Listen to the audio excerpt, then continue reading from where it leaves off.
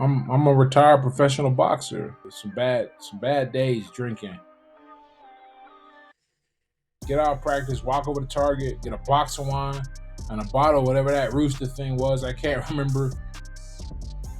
Was modifying my training schedule to get to the bar, and I started using alcohol to make myself feel happy. Which is that's when you know it's a bad time.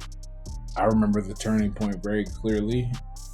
I didn't want to look at my phone. I was embarrassed. I look back at all the times I tried to get my life in order. It was alcohol, and I was like, okay, let me try a platonic relationship with alcohol. And it doesn't work that way, with people like us. You either all in, all out.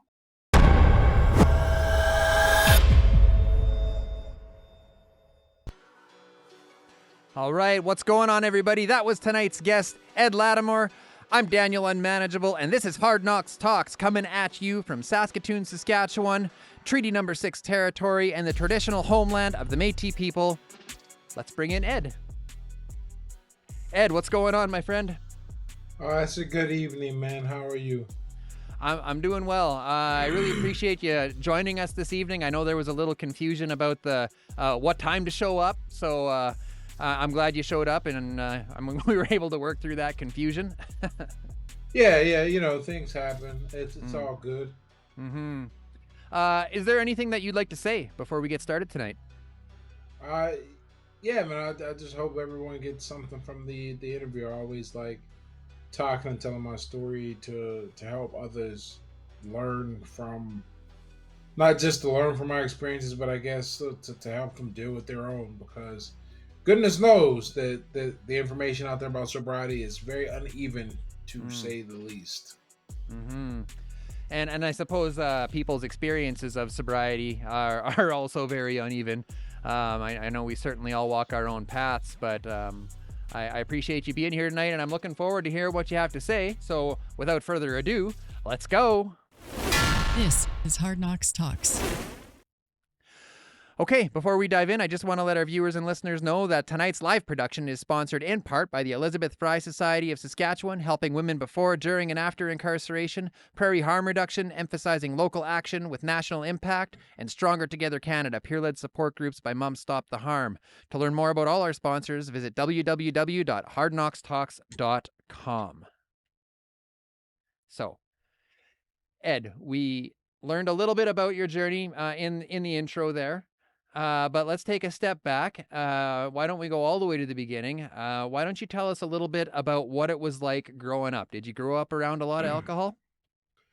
Yeah, and I actually didn't think about this much for a little while, but as far back as I know, I have just some pretty terrible memories, which is hilarious. But I have terrible memories of my mom being drunk, and she got arrested before she was drunk. For she decided she wanted to get into a fight with some lady, and I was like 11, and she was like, "Oh, I'm gonna go fight this person anyway." And we were just left alone that night, which is just insane to me. Mm-hmm. But there was that situation with and every I never saw anything good come from it. You grew up in Philadelphia. Pittsburgh, PA. I knew I was going to get it wrong. Everyone says Philadelphia. I think it's like the fourth or fifth biggest city in the U.S. Has the same state, starts with the same letter. Makes perfect sense that people would make that mistake. And you in one of the bios that I read that you sent me, you grew up in the projects. Tell us a little bit about that. What was it like growing up in that environment? It's miserable. I think about this because when you don't know anything different, it's very hard for you to understand how bad things are, because that's all you've known. And for a lot of my life, that's all I knew. And I didn't realize how crazy it was until I got older and went to a different high school, started spending time in a different neighborhood. And I was like, wow, it ain't like this. It ain't supposed to be like this. This is crazy. And I was never particularly happy in my neighborhood. I don't remember there being a lot of moments of pure joy, like at home. because when you live in that environment, that comes with a lot of other things that people don't think about. Mm-hmm. That comes with, well, for starters, any low socioeconomic environment relative to everyone else in your country. A lot of the violence out in the street, and then at home I didn't feel safe, and then the school I went to I also didn't feel safe. So I was probably like a kid with like a crazy high cortisol level, and I figured out how to combat that by becoming like very calm and Mm-hmm. controlled. That's why I'm a big subscriber to stoicism. But that was a coping mechanism. It's not like I found that philosophy in peace, so to speak. Mm-hmm. So yeah, I I think that I would never want anyone to have my childhood, Yeah. and what's crazy is when you grow up like that, and my mom was she was just she lived in denial about absolutely everything to the day she died, in denial about every art lie denial. It was very hard for her, and I almost bought into this. If it wasn't for I had so many other influences, 'cause my sister bought into it for a long time, Mm-hmm. but she would always say, "Oh, was your childhood that bad? It wasn't that bad, And then you start thinking, "Well, was it that bad?" Yeah. Uh, but then I look back on memories, a lot of that I'm having to go through now, Mm-hmm. as I write about them, and I compare them to other things I knew and other things I saw. Hey, yeah, it's a rough time. Mm-hmm. So, do you think that your childhood, growing up in that environment, you mentioned violence? Is it safe to assume that you had to defend yourself often? Oh, well, for sure. Yeah. I fought a lot Do you think as that as a that kid. do you think that that had something to do with the path that took you into boxing? Absolutely not. As weird as that sounds, Hmm. I um because something that happens because I wasn't like an aggressively violent kid. I just understood very early that the that anyone that acts like prey gets eaten. And Mm-hmm. so if you don't, I never picked fights, but I was really good at finishing them, almost to the point of excess. Mm-hmm. And because to me, a good defense is great offense, and when people know that bothering you is going to result in a much bigger problem, they tend to not bother you as much. Now, there wasn't a guarantee, but it Mm-hmm. was a good defense. Don't go looking for fights, but when fights come, Mm-hmm. don't be afraid to get into them. Mm-hmm. I got into boxing. My path into boxing, I wasn't doing anything with my life really in the purest sense of the word when I was like in my early 20s, Mm-hmm.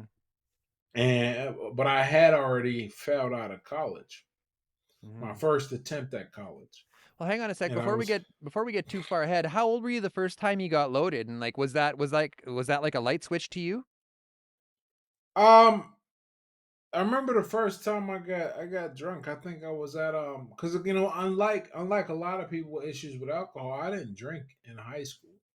Really? I was Hmm. the beneficiary of some really great friends, and to this day, and they came from great backgrounds and environments, Mm-hmm. and none of us drank in high school, Mm-hmm. and I'm really grateful for that experience because of my personality. Not everyone turns into an addict. I mean, I know a guy that smoked crack like 3 times and was just like, you know what? This ain't for me. Mm-hmm. But that's not how it always goes. Mm-hmm. And who knows? It could have been me and really ruined everything in my life. So my first drink though, not my first drink, but I know the first time I was like drunk. We went to a work. I was getting recruited by this small school to play football, and I went there, and then decided to drink. And it was I don't even remember how drunk I got, but I do know that I developed an awful a relationship with alcohol after that. Certainly that Mm-hmm. summer, and then going to school, I was just like, "What are we doing here?" I just gotten it was it's easy. You know what it is. It at least for me, I can't speak for all, but I do find a lot of people who end up with alcohol issues have very similar motivation. It was a crutch for actually socializing Yeah. because we all want to be social creatures. We Mm-hmm. like that's how people survive. They want to connect to other people, and the boozing culture, the drug culture. I heard people talk about the cigarette culture, right? There's a culture behind these things, and the only price of admission to this social group is you just got to be a user. And Mm-hmm. these might be the worst people in the world, but people don't function well alone. That's why solitary confinement is a punishment in prison Mm-hmm. because we do terrible alone. So you want to find people to connect and interact with, and it's so easy, especially when alcohol provides this built-in watering hole. It's like, oh, the bar, the happy hour, it's a party. You Mm-hmm. go out, you drink, and that's what it was for me. And when you grow up with a bunch of issues where you don't have you don't feel comfortable as yourself, and you don't it's not easy for you to make friends. Mm-hmm. It's a lot easier for you to be a center of attention and drink and find a good feeling that way. Yeah. That's where it came from, me, man. So, how long did it take before it started feeling wrong to you? You mentioned like you got loaded, and then it started to become more and more about that, and engaging in social activities. Do you remember when it started to feel like maybe this wasn't okay what you were doing?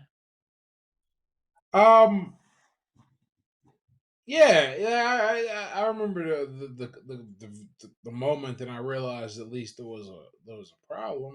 Whether I did anything about it is a totally different story. Mm-hmm. But the first time I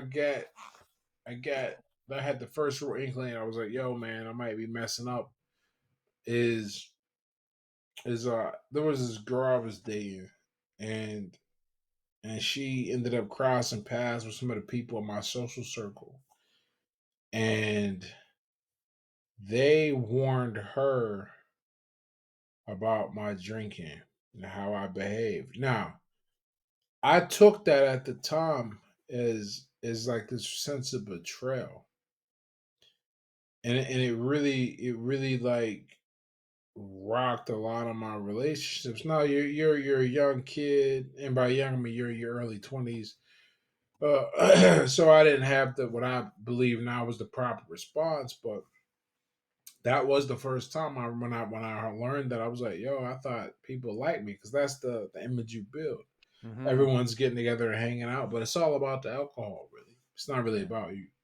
So I heard that, and that's when I was like, I did the whole dramatic thing that all the alcoholics do: pour out the bottles and get rid of everything, like never again.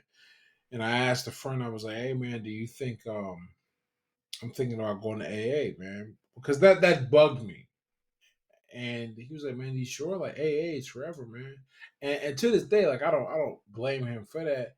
But one thing you learn is you can't ever talk to people you're drinking with about whether you have a drinking problem because they're not, even if they don't have a drinking problem themselves, and my friend doesn't, they can't in good conscience say to you, yeah, you have one, and be drinking with you, because either they're going to feel like enablers or hypocrites. Like Mm-hmm. there's no positive way that goes. And even if let's say they do keep it real with you, you're not going to be in a frame of mind as an addict to be like, yo, this guy's right. He drinks, but he's right. It's hard on me. You're gonna be like, yo, you drink too. You drink with me last night. How you gonna call me? Yeah. Say I have a problem. So that doesn't work. So look at that and go, doesn't work. But that was the first time that Mm-hmm. I tried to quit, man. And And when I knew something was up, how long did that last? Like, did you man, like a actually quit? week.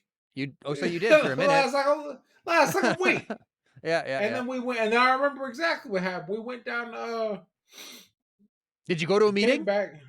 I didn't go to a meeting then, no, I, because when I did this, it was up in the Finger Lakes in New York. Came mm, back week later. I was down in Hilton Head, South Carolina, and they had. I remember I was like, yo, I can't turn down all this alcohol, and they had grain alcohol slushies. I was like, great. I thought that was the greatest thing in the world, but I couldn't quit then. I Mm-hmm. had to come back to the game, man. And I bounced and bounced and bounced after that, Yeah. and never really got it together.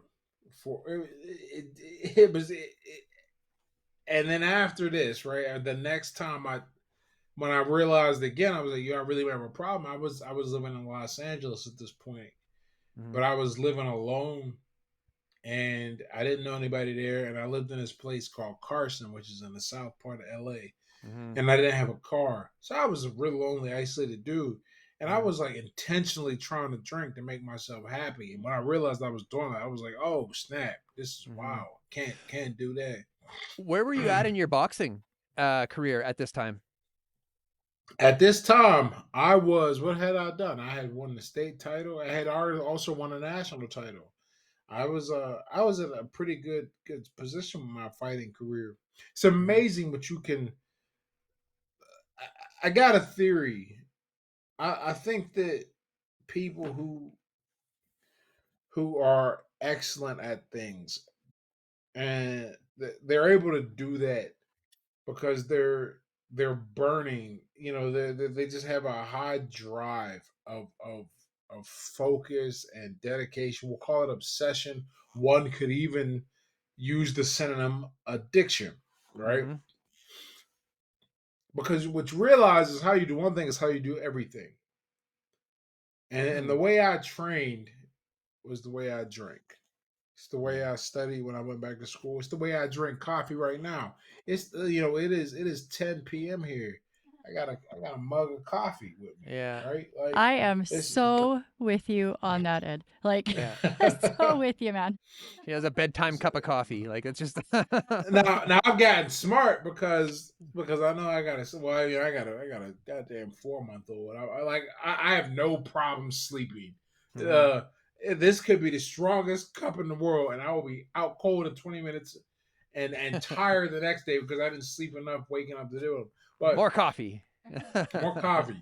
Yeah. Yeah. But my point is that you can do great stuff because that's just how you're wired. You're wired to go and like burn bright, not necessarily long, but bright.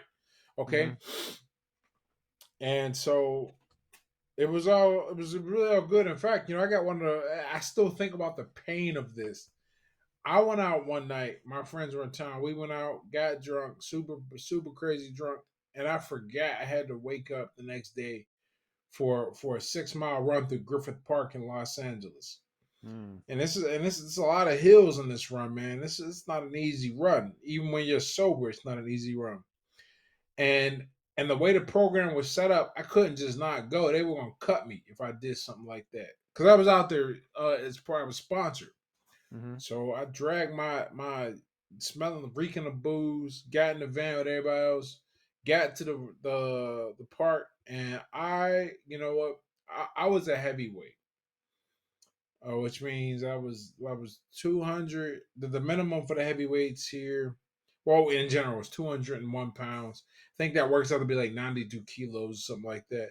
Mm-hmm. Uh, and I'm running against light heavies and welters, guys that are lighter, and I finished that goddamn course so fast and slept Really? for 12 hours. Oh, yeah, well, because that's how it is. Yeah. Yeah. Look. So you just were like, I feel like shit. I'm gonna get this done as fast as I can, or were you driven by like, were you trying to compete with these guys? Nah, man, I felt like shit. I was trying to get that done. Yeah. Uh, so Yeah. that's the kind of stuff you do. Yeah. That's So when there's a question in the comment section here. Heidi, thanks for the question. And I'm just gonna say it quickly because you've just pretty much answered it. Heidi asked, had you stopped drinking when you started boxing? And the answer to that is no, not exactly. nah when I started. In fact, when I was an amateur, that was the worst of it. Mm, And my first three professional fights were pretty bad too. It wasn't until the time period between my third and fourth fight that's when I stopped drinking, and I didn't drink for the rest of my pro career. And it saved me. I just I wish people understood something. You can't undo something once it's done. And that sounds really obvious, but I don't think people consider the implications of it. Because once you realize that once something is done, you can't undo it or the effects of it. You can't People can't unknow it once it's done. Then you start thinking about everything from your reputation and the actions you do to the little things you say. And you got to be careful about all of this. Mm-hmm. And there's not a day that goes by that I'm not extremely grateful for not drinking, because I like to think of it as this uncanny ability to visualize the future. I think humans in general are really bad at the future. That's what I say. I think I'm better than average at it. And not only that, but sometimes I like play with an alternate timeline where I'm still drinking. And I think about my behavior under the influence and all the things that would not have happened because of my drinking. I just know they wouldn't have happened. I know that baby wouldn't be here because Anna wouldn't be here because I would have did something stupid. Mm-hmm. I don't know if I'd have the opportunities that I've been given or the life I have now because I wouldn't be able to keep it together long enough to put together a respectable boxing career and finish a degree and serve in the army. All right, these things are all the result of having a focus and a purpose, aiming to be respected is a source of and build community that way instead of just being liked, to taking the easy way out. All of that, my life is all there. That's all the result of that stuff. I can't imagine having done it, still drinking, but I still try to every now and then, and it terrifies the shit out of me. That guy in that alternate universe where I'm still drinking, man, I feel bad for. Yeah. So were you a violent drunk? Like, how come people were like No, warning? Yeah, whoa. You were nope. your friends were warning your lady there. He gets weird when he Well, drinks. she was warning. Nah, she was warning me, man, because my issue was girls, man. That was my issue. I always going after girls that I wasn't even supposed to go after. That was always a thing too. And girls is girls. It didn't matter. Yeah. Because one of the things that happens, right? Like in this whole a thing that drives you, right? A derivative of not having feeling like you have a social group is you feel like you got to prove something by having a girl with you, and then on top of that, just being a guy in his teens, is being or not teens, his 20s is wow, and then you add to that being being an athlete, man, and not just like a BS athlete, like a cricket player or some shit. Like I'm out there, punching hope there's- guys in the I face. play cricket. I take offense to that. I hope there's no cricket players watching tonight. They're saying my word right now. This guy. But what I mean is like it's a very I never had groupies or anything like that, but I have yet to meet even now, and I haven't 5 7 years, and I'm not like out there chasing women or anything like that. But but you end up in shape, so there's already an aesthetic, and then it's just something cool. I had one girl tell me, "You just do cool stuff," and referring to boxing. I'm like, I don't do cool shit. I box. That's it. I'm not the person I am now. Like if someone said that to me now, I'd be like, "Yeah, man," and you don't even know the half of it. But then all I did was box. Because there's just like this, people just look at it a certain way, and I think they should. It is a very hard thing. It's a very hard thing that has a lot of risk with surprisingly little reward. But all that comes together, and I think it just made me a terrible candidate mixed in with the booze for any type of serious relationship. And I had burned a lot of. And then now remember, these people that were talking to her, they were all girls. It's not like they were just my girlfriends.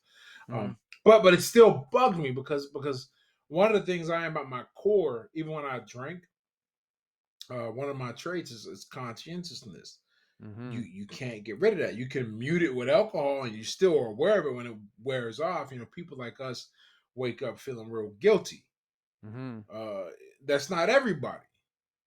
People like us do though. Yeah. When you have that high conscientiousness, and so hearing that affected me. But at that point in my life, not enough to quit. Certainly not enough. Got a question coming in here. Let's just have a look. That comes in from Lainey Bulliot. I would like to know, did you suffer any brain injuries during your boxing career? And if so, did drinking trigger or bring back any of the concussion symptoms? Okay, this is an awesome question It really because is, yeah. no one's ever actually asked it in that context. I am not a medical professional. Uh, I'm just an obsessive Googler and self experimenter. You and Donna are like kindred spirits. Um, so I had some pretty severe concussions that happened, and when you get a concussion and not like, I mean, I won't say not like one of those weak concussions. That's what boxing does to you. Not one of those weak traumatic brain injuries, but the kind where you can't see or sleep, right? Yeah. So during my career, I think I suffered one rough one, and I was recklessly drinking. That was stupid. Um, but afterwards, I was training for a comeback fight in 2018, and I got a really bad one. Now by that time, I had been sober, like stone cold sober for a while at that point. I guess almost 5 years because it was 2018 in the summer though. And I don't know if it would have been better or worse if I was drinking. One can assume it would be worse, but it was pretty bad. It was probably as bad as you can get without losing consciousness. Like I actually had to pull out of the fight I was training for because I had a fractured orbital from the concussion. I mean, I sparred a guy I shouldn't have been sparring. I was stupid, but all kinds. I mean, I was in bad shape, and to this day, I finally just started rehabilitating my balance. But as far as this relates to drinking, based on what the research says about what happens to your brain when you drink and then when you stop drinking, uh, I know that I bought myself a lot of recovery, even when I was actively competing by quitting drinking, because drinking hurts you on two fronts. One, it is a carcinogen, pure and simple. Alcohol is a carcinogen. It happens to be one we figured out how to use to intoxicate us. But at the end of the day, there's no benefit to no nutritional or metabolic benefit to alcohol, and we know that because of how our body processes it. It shuts down every other useful metabolic process and focuses on dispelling the alcohol before it resumes them, because your body recognizes this as a pure um, invader, pure the non-disease equivalent of a pathogen. But I guess that's what it would be. It goes, all right, let's get you out. All right, but it's also a diuretic, and so you end up with less liquid in the brain, and that's no good either. So that's So are you saying that it's easier to be concussed if you are actively drinking? it is okay. Easier. It's probably more dangerous.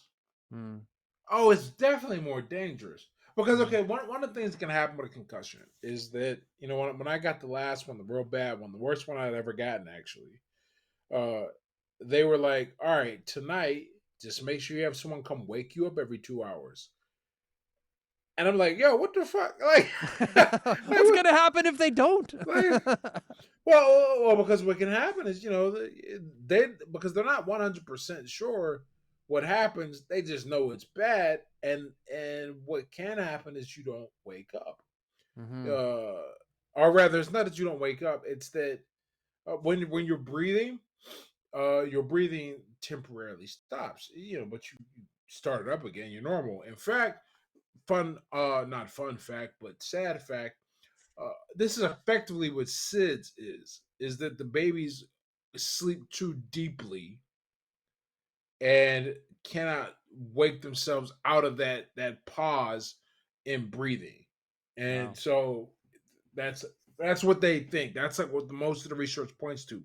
Mhm. Similar issue when you get a concussion. All right. Yeah. And so they were like, yo, make sure you wake up, so you're good. And so Anna wasn't in town, so I had to actually go stay at a friend's house. Mhm. And so he woke me up every 2 hours for I think that had to go on for like 2 days. Mhm. But after that was good. Mhm. But you're drinking and that's already it's got to be terrible for you. Yeah, yeah. I think probably kill yourself. It'd So be terrible. what what was it that brought you into recovery then? Like you was it a pinnacle moment? Did one thing happen or was it a series of events? It was the whole 2013 was a great year for me. Um, because I got sober, but also, okay, so what happened in 2013? I had my professional debut on January 26th, but I also enlisted and shipped off to basic training June 4th. And from June 4th to December 19th ish, I was away from alcohol. Hmm. For the first, I snuck off AIT because AIT is where you go after basic, where you have a few more privileges, and I had a drink at AIT, but nothing like rip roaring party and anything like that. Mhm. Okay, so having all that time away from alcohol, a really interesting thing happened to me that had not happened in what I was 28, so 10 years. I started to build an identity with new people who had no recollection of me as a drinker. They knew me as this guy who didn't drink. Now, not they knew everyone that way that they met in the army. Yep. But for me, but if you come from being a heavy drinker, it's a new way to present yourself. I was like, well, I really like this person. I had my goal. That's why I enlisted, so I could go back to school and finish my degree. Mhm. So I got out, and I was like, first thing I'm gonna do is go drink, and I went and did that. And that turned out to be a terrible idea because one, I didn't have a tolerance at all because I hadn't been drinking for so long. Mhm. Uh, but I tried to jump right in the way I normally jump right in, and then I got super drunk. I remember leaving a bar and waking up at my friend's house, but I don't remember how I got there. And then boom, I woke up the next day and I was like, okay, this is incredibly dangerous. And now I have something to lose, and I think that was the big thing. I didn't feel like I had something to lose, like in the purest sense of the word. uh I think I felt fundamentally worthless for a little while in my Mhm. life, certainly in my teens, and that comes from my childhood. But now, what had I done in that short span and in that year 2013? I got into a relationship with now the mother of my child, who I'm sure will get married, so I can stop using that word and that phrasing. Mhm. I had just met her and we had started dating. And I was like, okay, How long have you guys been this looks together? like it'll be 11 years this year. You guys still you're not sure if you want to commit yet? You're what? You Oh no, we still man, just getting to know commit, man. each other? We got a full blown human here. Yeah. Commit shit. Yeah. You can undo a marriage. You can't undo a kid. That it's a This is fact. well, That's a well, fact. what is the what is that saying about the difference between eggs and bacon? The chicken is involved, but the pig is committed, or something like that. Yeah. Like I like that one you, actually. you You can't yeah, unbacon bacon. right. You can't undo that kid, man. No, Yeah. we're here. It's just I got this. Well, here we go. I got. Mhm. I fundamentally think the ritual is kind of dumb. Okay, for lots of reasons. I think it's just easier to just be with somebody, and whatever happened to just honoring your word, right? Whatever Yeah, happened to yeah, just doing that. All right. And plus, like, why people get married, we're way past those times. All right. yeah. I But I agree. also don't want, like I feel weird about people like getting together just for me, and it's been this relationship that I've had. But I didn't realize something. These things you carry, and this influences the drinking. We had a baby shower. We had Yeah. two of my close friends got married this summer, and then we had a baby shower. Hmm. And all of my close friends and their parents showed up, and I was just overwhelmed because I always have this idea that people don't really like me. It's that worthless feeling, Hmm.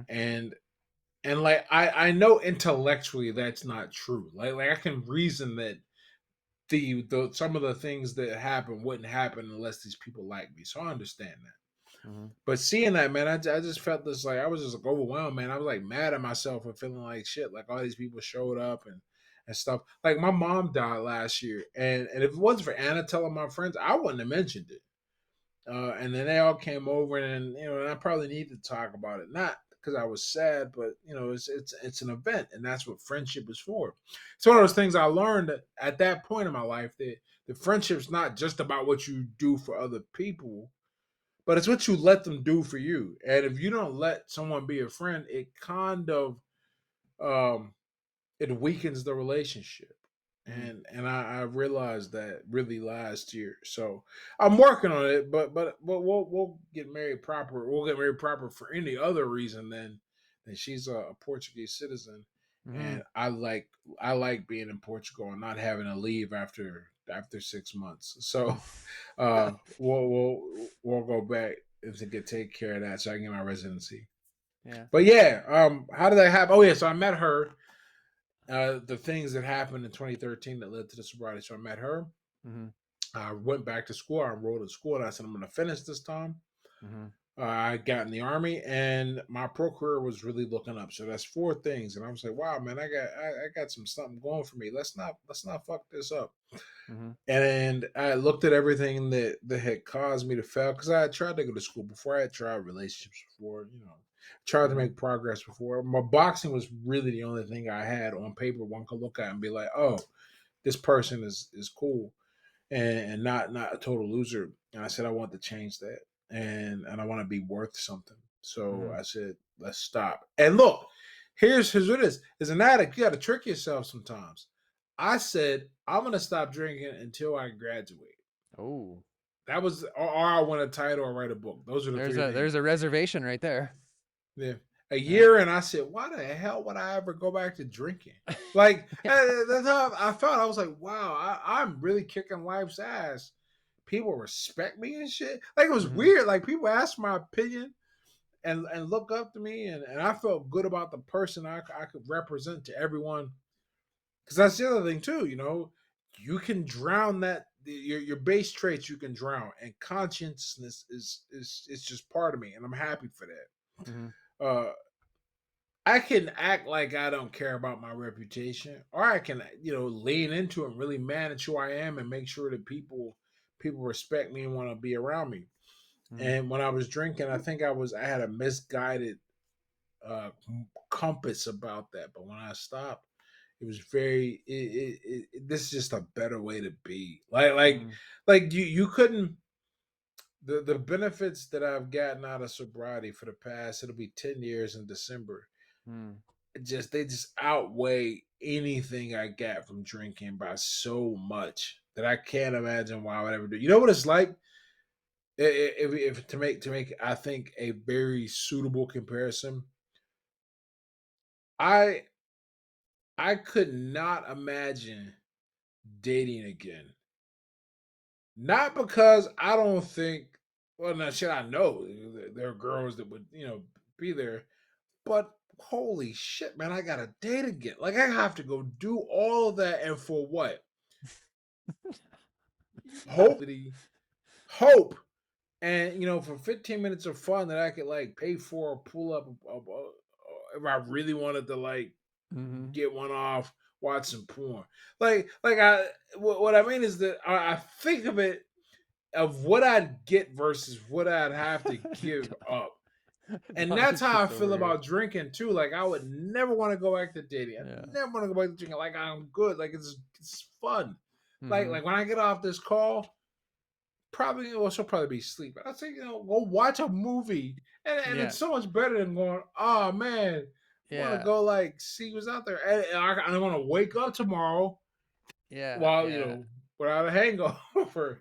You go to the bar when you're sober at about like for whatever reason I've ended up in a bar later at night and sober and like just the smell is just like, you know what? No, I don't need to be here for any reason It's whatever. like you know what I describe it to Anna a lot. What you're describing, when I think about that shit, it makes me feel cold. Like I feel cold Yeah. inside. Yeah, Being yeah. like being at a bar at night, and because I was one of those dudes because I wasn't close to my family. I'm still not. I don't. Now that my mom's gone, I probably won't. I mean, I'm certainly there if they want to reach out, but I never reached out and initiated any contact before, and vice versa. It's just not just was never close. So when Christmas came around, there was no one for me to hang out with. So I found the bars that were open on Christmas Eve, man. And let me tell you, the type of person that's in the bar on Christmas Eve, It was you me don't want to be there. Yeah, back in the right. day. So you know. Oh, I know it, man. I know it. Yeah, there was no. In fact, I got a point. I got pulled over one Christmas Eve leaving the bar, and I decided to go off roading through city parks and over people's bushes and stuff. That was on Christmas Eve, so I feel you, man.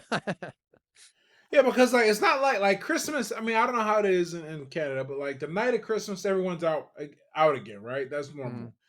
Um, and the night of Thanksgiving, everyone's out again. And then back here, the night before Thanksgiving, everyone's out because they're back from school. Like the only holiday that no one is supposed to be out, like everything is shut down by like 6 p.m. in the state is mhm, Christmas Eve. And there were only a few, but we knew who they were. mhm, You knew what the bars were. You had a nice list. mhm. The bar that I went to, it has a nickname here. It's called the Roach. the, Man, the Roach is open Christmas Eve. that sounds like a winning place. Yeah, well, it felt like it at the time because it was the only place open. Winning, yay! So Oh, I want to ask a question on behalf of one of our viewers. It didn't make Okay. it into VMix for some reason, so you probably didn't see it down. But mm. Twinkle Van Fleet would like to know. Well, she says, Ed, you said your mama drank. Had you ever considered never touching it, or did you believe that you could moderate? No, I never had a never touch policy about booze. I did have one about cigarettes. I fucking hate cigarettes Mhm, because not just because of how disgusting. Because she smoked and drank. She smoked, drank, and smoked weed. I'd smoke weed like once or twice, but it just doesn't do what? anything at all for like look at the kind of person I am. Just like feel me out. Mhm. Weed's not really my drug of choice. I probably would have become a crackhead, but like weed, no, nothing Did there. you ever try? Did you ever try crack? Nope, never touching it. And there's a reason for that. I was gonna say, The, like, the just stuff. because it never showed up, or was it like intentional? No, intentional. The Yeah. stuff I grew up around, I wanted nothing to do with that shit because I saw what it did to the people who did it, and I Mm-hmm. saw the people who you had to be involved with to get it, and I said, okay, never for me. Uh, and I hated cigarettes because of the way they smell, taste, all that. And on top of that, we grew up in the projects, but there were a lot of times where we were using food bank and food stamps, but my mom always had money for cigarettes. I needed to be, I don't think she realized, or she did realize. I think about a lot of stuff. Um, she could have put us somewhere or worked harder or gave this up. I mean, because cigarettes ain't cheap, man. That's a fairly expensive habit. Mm-hmm. Um, Certainly, smoke for smoke. I mean, it's not quite a rock, but close, right? Mm-hmm. And she always never put that in. But alcohol, I never had that reaction. I don't know why. Mm-hmm. I guess because no, I'm trying to think. I mean, there was always some beer at the house too. That's another thing. I never drank it. I thought it looked and tasted awful. I still think it tastes awful. Mm. The difference is, what's the cost of doing business if you wanna have a group of people to socialize with? Well, the cost is that poison. So no, to answer that question, that never happened, Mm. and I'm really surprised it didn't. You know, But the hard drugs, oh fuck no, I really, I could not imagine. so you mentioned before when we were talking that you like are you evaded several DUIs, and it sort of inspired a thought in me, like, because you told a bit of a story, like I would get pulled over and they'd be like, okay, well, you're just about home, and there was another reason that for whatever reason they didn't pinch you with it. Do you think that maybe it was because who you were at the time? Like you're like, a big dude, a boxer. Like, were you well known? Like, maybe the cops are like a little scared of you? Okay, so I wasn't well known enough to where that played a fact. Like no one's ever pulled me over and be like, "Oh, you had Latimore. I saw you fight." Now, it's Mm-hmm. funny that shit happens all the time now, but from Mm-hmm. writing, and I'm not getting pulled over. Mm-hmm. I'm just chilling at going to the airport security or something like that. Mm-hmm. No, what happened is one of the things I figured out real early because of how I grew up. I really learned how to treat people. And, some people say, oh, it's the coping mechanism or it's survival mechanism, whatever it is. It's one of those traits I'm happy I have, but if I could have gotten it another way, that'd be nice. I think that's what Mm-hmm. people say when they say they mean when they say they have no regrets.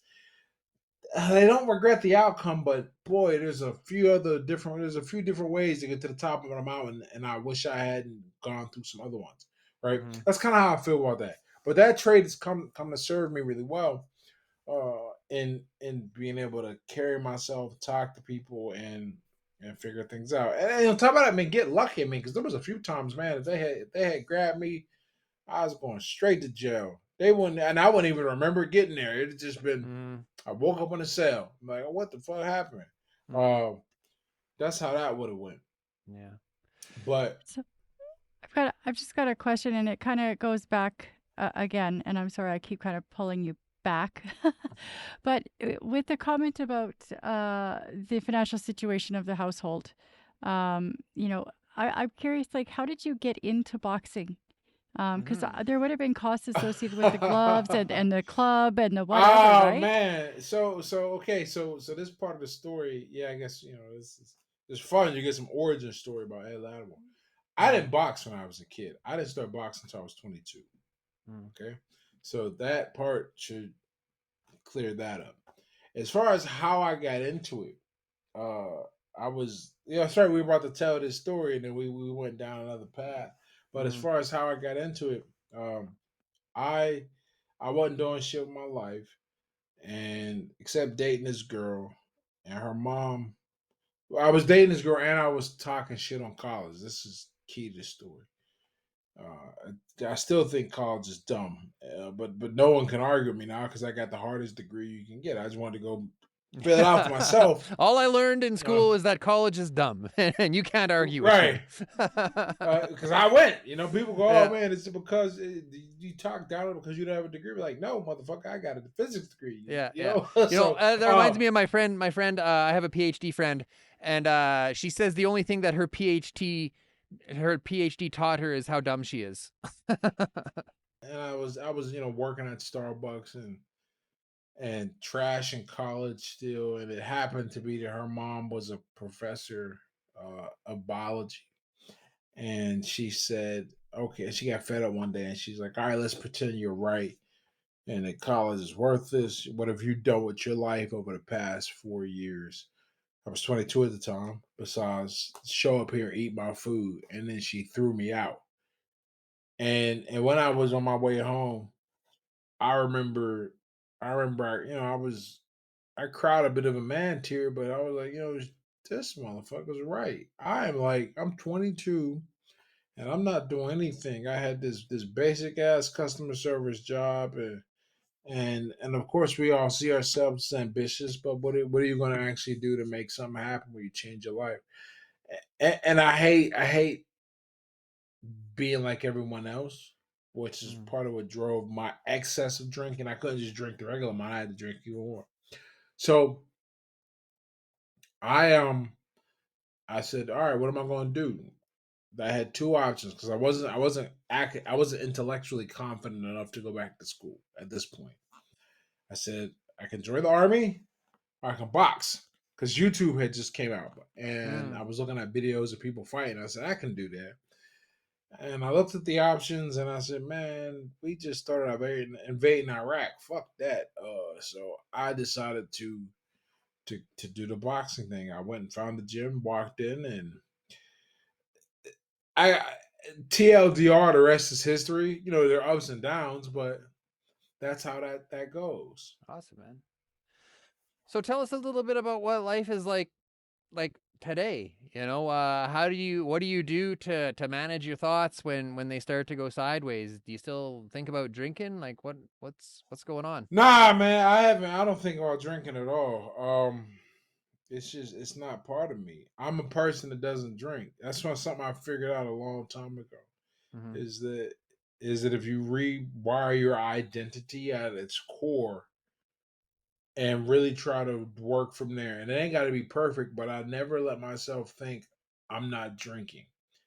I started from day one thinking I'm a person who doesn't drink, and then everything else I did came to support that person in my life, and I think that really helped. Mm.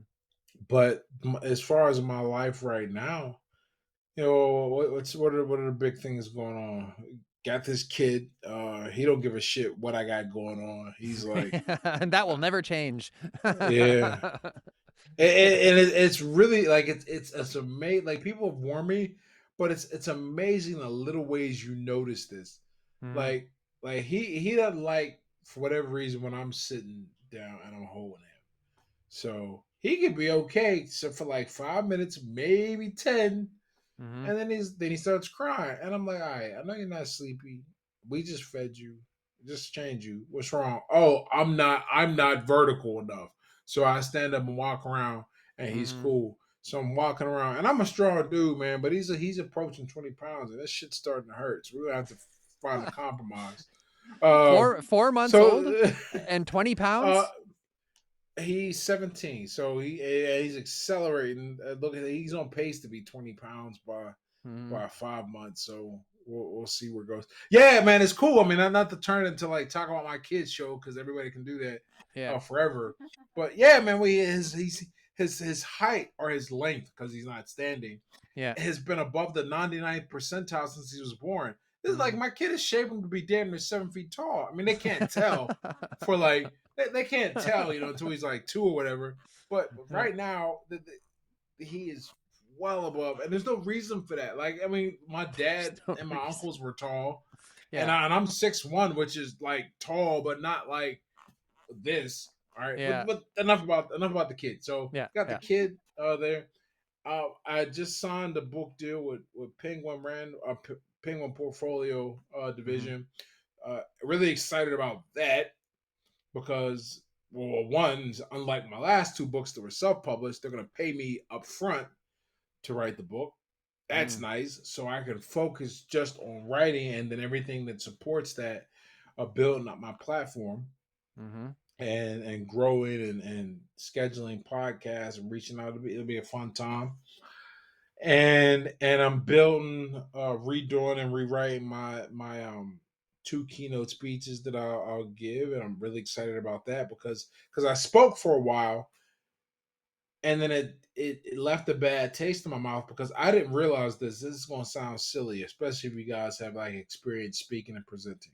Mm-hmm. This is going to sound silly. I didn't realize that you come up with one talk and just give it everywhere. So every time somebody came with an offer, it was nice because it was like an extra $7,500 that I didn't have. But I was coming up with new shit every time, Mm. and that's exhausting. And I That's said this is hard. not worth it. Yeah. But now that I know I can just go give a talk, I'm so excited. I'm really building this thing from the ground up. It's a good time.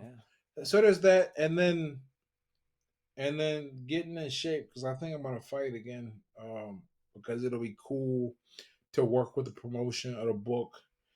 I understand like my body is healed, and the division I'm fighting is weak as hell. So at the very least, probably be able to do something cool as an American. I go to Europe, they'll probably wax me, maybe not, but uh, that's fun. But those are the big things coming up. We're moving in a month, be Mm-hmm. fun. I Mm-hmm. hate moving, so I'm just telling myself it'll be fun, but probably it's not going to be. Mm-hmm. And yeah, that's what's happening. And writing and writing and writing, always writing, always writing. Mm-hmm. What was the biggest thing before we let you go? What was the biggest thing that helped you the most? You know, like after you made the decision to put it down, uh, was there one thing that stood out amongst the others that was your biggest driving factor in staying sober? Yeah, I was busy as hell. Mm-hmm. There, if you don't give your so what a person is struggling with when they get sober is there's the old them that's all they know, Mm-hmm. and they're trying to make a massive life change because that's what it is. If you're at the point where a drug or alcohol is the center of your life, by definition, when you give it up, you're making a big change. Yeah. If you make it hard for yourself to relapse, I naturally did that, didn't realize it. Now it's one of the things I recommend. That and change your social circle entirely. At least until you get well enough to go, all right, you're Yeah. cool, but I cannot talk to you ever again, kind of deal. And don't But go you to the can't bar. tell for. Stop going Oh to the yeah, bar. Yeah. stay out the bar. Yeah. But that's one of the things. I Like, what are you don't gonna have do? time You for gonna any of that go there shit. and like just like flex on your friends at how sober you are? Like, well, here's the thing. It would have been easy for me if I got lonely Mhm. to go hang out and socialize, but I was super busy. I mean, there was when I got 2013 sober, but at the end of 2013, so let's say from 2014 to 2016, I was simultaneously fighting professionally at a fairly high level, uh, in 17 credits a semester for physics. You can't phone that shit in. So I'm Mhm. studying all the time. I'm in the army, so I'm drilling once a month, sometimes two. I had a job because, like I said, boxing don't pay a goddamn thing. I mean, it Mhm. pays something, like it eventually did, but not much. And my relationship was real important. That's five things. I don't have time for anything else. Mhm. I don't have time to go drink. I don't have time to socialize and be crazy. In fact, I know this just because of the reason I looked it up. When I got sober, my first day of sobriety, December 23rd, 2013. I was not out after midnight, and I never am out after midnight anymore. But certainly it was more common then. But I was not out with my friends after midnight again until January 2015, and that's because we wanted to watch the Daniel Cormier John Jones fight, and it Mhm. was showing at Dave and Buster's. Mhm. And because it was a fight in Vegas, that means East Coast time when the main event came on, it was like 12:30. So that's how it was. And by that point, I wasn't tempted whatsoever. I was like, wow, I made so much progress. Why the hell would I throw it away and then for what? I'm trying to do Mhm. all this stuff. So it was super easy. Hmm. Cool, man. So, is there anything that you'd like to leave us with tonight? Any final thoughts? And also, like, where can people find you? So yeah, I'm Ed Latimore everywhere on the internet. Mhm. Just type it in. I'm fortunate enough now where you type it in, only stuff about me comes up. Mhm. There's some guy in Kansas that like I think robbed the post office or some shit. He used to come up, but not anymore. It's been a while, Yeah. Even the and internet's scared of Ed. They don't want to mess with Ed. Google's like, nah, man, it's yours. I don't want any just problems. let it be habit. So yeah, that comes up on Instagram. I'm Ed Latimore. Twitter, I'm Ed Latimore. Mhm. Website, my fan page on Facebook is actually Ed Latimore Boxer, but you type it in, both of them will come up. Mhm. My Twitter, man, some motherfucker beat me to it. So I'm Ed Latimore one on my Twitter or my YouTube. I mean, so there's that. But yeah, and then come and check out, sign up for the newsletter. I really enjoy writing and delivering stuff. My Substack, Ed Latimore Substack. I write about Substack as well. I just really enjoy communicating, delivering like really useful pieces of information for my life. All right, cool, man. So thanks for joining us tonight. Stick around. We're going to spin the wheel. I believe we're going to give away 2 books, correct? Awesome. Okay. All right. So, but for now, I am going to close the show. Here we go. If you are getting something out of what we're doing here, you can find all our audios on Apple Podcasts, Spotify, Google Podcasts, or wherever you listen to podcasts, or live and interactive right here on Facebook and YouTube. Thanks for watching, everybody. Take care. Say, this is Hard Knocks Talks.